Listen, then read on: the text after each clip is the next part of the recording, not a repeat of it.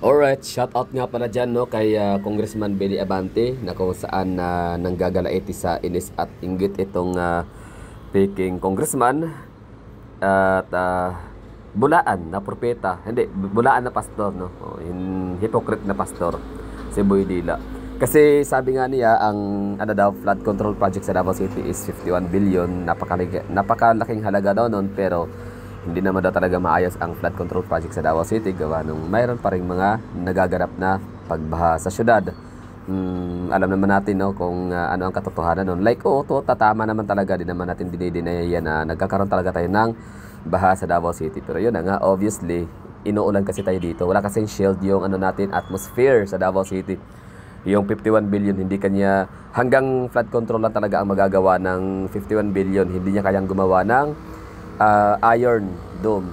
Hindi niya kailangan gumawa ng shield no, rain shield para hindi na sana maulanan ang Davao City. Pero yun na nga, bali 51 billion, malaki yun, pero kitang-kita naman natin sa proyekto natin dito sa Davao City ng mga flood control project.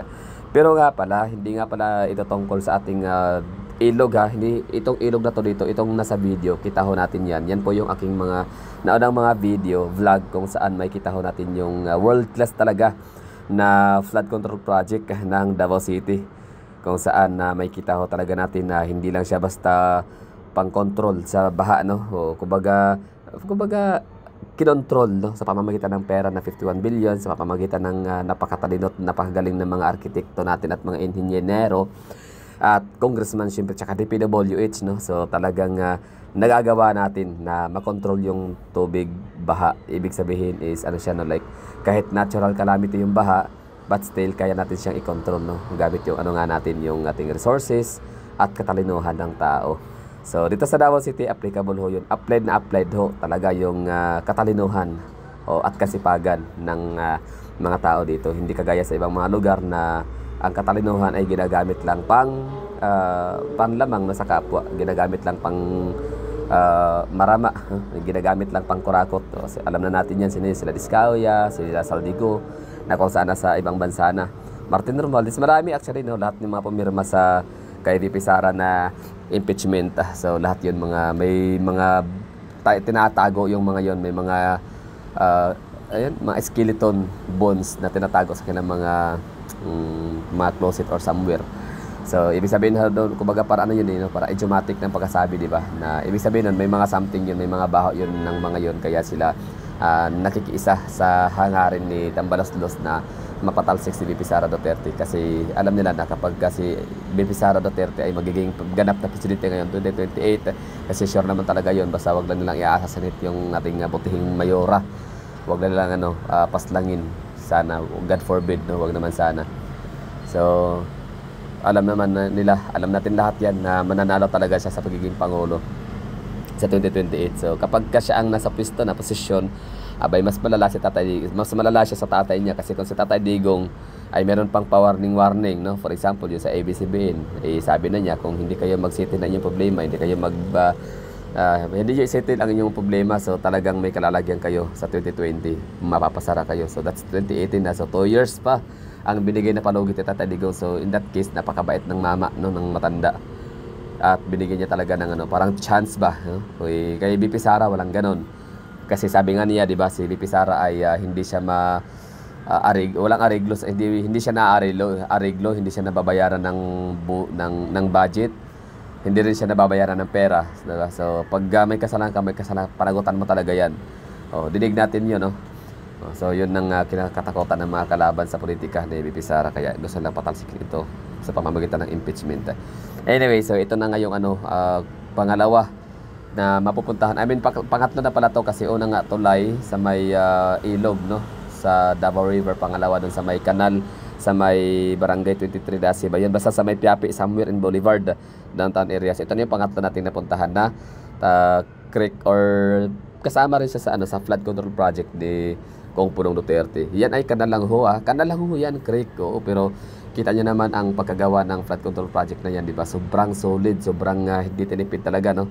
Napakataas yan, estimated kayo na sa mga 20 feet ulit yan. So ibig sabihin ho yan, hindi talaga yan mag-overflow. Walang mga wash out or overwhelmed, hindi mag-overwhelmed, hindi mag-overflow. Oh, kasi sobrang laki ng creek na yan at saka ang taas pa ng pader.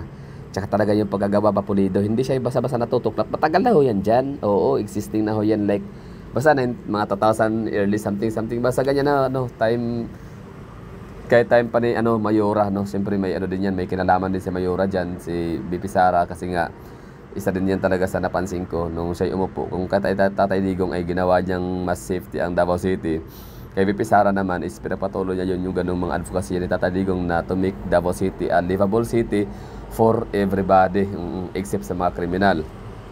So, maliban doon na pinagpatuloy ni continuation ni BP Sara sa kanyang tatay, ay isa rin sa pinapayos si BP Sara yung mga drainage, yung mga gilid na yan, yung sidewalk. Dati walang ganyan sa mga kalsada namin sa Davao City, pero nung sa kanyang terms as mayor, may mga ganyan na. Basta yan ang mga drainage namin dito. Kanal lang ho yan, kanal. Hindi ho yan ilog. Pero kita nyo naman, di hamak na mas matibay pa siya kumpara sa ginawa ni G. Suarez. Yan, isa yan, yung kalbo. Si Kalbo, G. Suarez. Mas maganda pa yan sa kanyang ilog. Yung kay G. Suarez na ilog kasi na flood control project niya, kahit walang ulan, kahit walang bala, natuklap, nasira, bumigay. Samantalang ito sa Davao City, kanal lang siya, pero napaka ganda ng pagkagawa, napakapulido. So yun, no? So itong ginagawa ngayon ng mga taga-kongreso na taga-kamara, off-land demolition job talaga sila sa mga Duterte family, kasi ito talaga yan.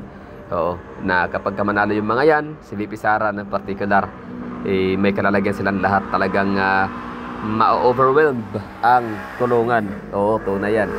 Kung na-overwhelmed ang mga natin, mga Kamaynilaan, lugar sa Kamaynilaan, dahil nga sa flood control project ng mga sira-sira, di ba? Mga palpak, mga back job, there is ghost project talaga siya, no? Mandahin mo, mayroon silang dineclared di Diskaya, yung kanyang mga flood control project dineclared as nasa mga 90% complete, nasa mga 87% complete, pero kakasimula lang nung araw na yon, di ba? So grabe talaga yung yung garapalan, mga kurakot. Pero sana naman sa mga anti-Duterte dyan, huwag nyo naman sanang i-single out, i-single out nyo lang ang mga Duterte. Sama nyo na rin ang mga sila Martin Romualdez, Saldico, J. Suarez, Bini Abante, sila Joel Chua, Estela Kimbo. Yan, isa yan sa pinakayumaman talagang hayop na yan.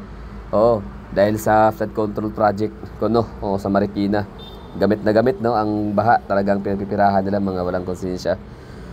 So kayo mga dilawan, sa totoo lang okay din naman kahit paano, in fairness naman, meron naman kayong pinaglalaban, pagmamahal din sa bayan. Pero sana naman this time, wag niyo lang yung Duterte na taga yung wala iba kasi kayo, iba yung anti-Duterte sa anti-corruption. Kayo hindi kayo anti-corruption, sa totoo lang, kung ganyan kayo umasta. Ang tawag sa inyo mga anti-Duterte lang talaga. Wala na kayo ibang ginagawa sa mundo kundi i-hate ang mga Duterte. Hindi, di baling maubos yung pera natin. Umutang ulit ng trilyon ba yun? Basta umutang ulit ng ang gobyerno natin, si BBM, bangag. Umutang siya ulit. Paano yan? Di ba? Utang ng utang. Nagbenta na ng gold. Pinakamalaking binenta. Pinakamalaking binenta na gold sa buong kasaysayan ng mundo. Tapos walang proyekto. Ang PSS, di ba, lagi may nananalo. Basta lahat ng pwedeng nakawin, ninanakaw talaga, sa totoo lang. Hindi lang yan sa flood control project, hindi lang sa DPWH. Lahat ng mga departamento, talagang kurakot lahat. Siyempre, di mo lang mapapaiwan dyan. Kasi sa totoo lang, sama-sama talaga lahat sila. Kaya nga si BP Sara, pinag-iinitan nila. Gusto lang patayin si BP Sara kasi nga, paiba ito si BP Sara. Ayaw makisama, ayaw niya makisabayan sa mga buhaya. So kung baga sila ay nagnanakaw, edi kayo magnanakaw kayo, siya ayaw niya. Kaya siya tumiwalag sa administrasyon ni BBM. Sa kanyang cabinet secretary, nag-resign siya. Yun lang, thank you for watching.